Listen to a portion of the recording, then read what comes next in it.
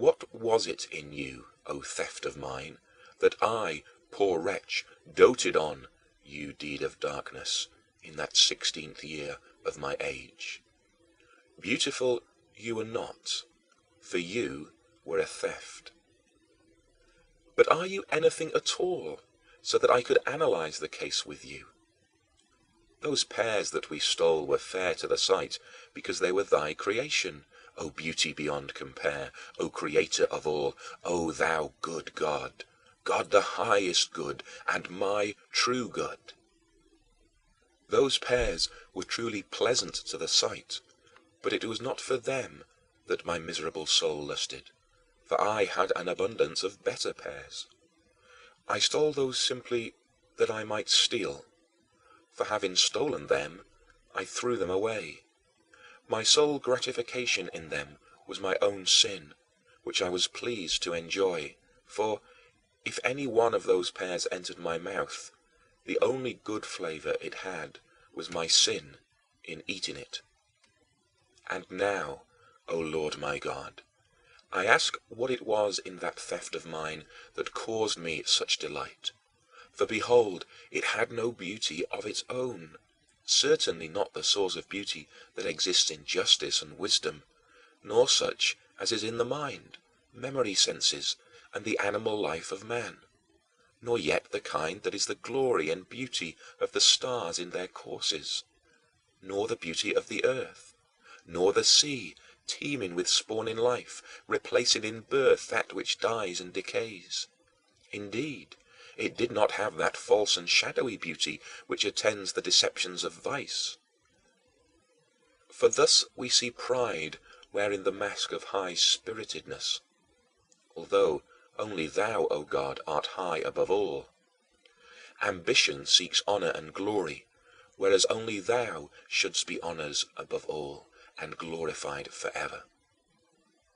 The powerful man seeks to be feared because of his cruelty, but who ought really to be feared but God only? What can be forced away or withdrawn out of his power? When or where or whither or by whom? The enticements of the wanton claim the name of love, and yet nothing is more enticing than thy love, nor is anything loved more healthfully than thy truth, bright and beautiful above all. Curiosity prompts a desire for knowledge, whereas it is only thou who knowest all things supremely. Indeed, ignorance and foolishness themselves go masked under the names of simplicity and innocence, yet there is no being that has true simplicity like thine, and none is innocent as thou art. Thus, it is that by a sinner's own deeds he is himself harmed. Human sloth pretends to long for rest, but what sure rest is there save in the Lord? Luxury would fain be called plenty and abundance, but thou art the fullness and unfailing abundance of unfading joy. Prodigality presents a show of liberality, but thou art the most lavish giver of all good things. Covetousness desires to possess much, but thou art already the possessor of all things. Envy contends that its aim is for excellence, but what is so excellent as thou? Anger seeks revenge, but who avenges more justly than thou? Fear recoils at the unfamiliar and the sudden changes which threaten things beloved, and is wary for its own security. But what can happen that is unfamiliar or sudden to thee? Or who can deprive thee of what thou lovest? Where, really, is there unshaken security, save with thee? Grief languishes for things lost in which desire had taken delight, because it wills to have nothing taken from it, just as nothing can be taken from thee. Thus the soul commits fornication when she is turned from thee, and seeks apart from thee what she cannot find pure and untainted until she returns to thee.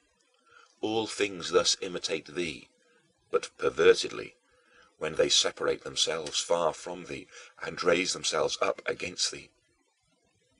But even in this act of perverse imitation they acknowledge thee to be creator of all nature, and recognize that there is no place whither they can altogether separate themselves from thee. What was it, then, that I loved in that theft? And wherein was I imitating my Lord, even in a corrupt and perverted way?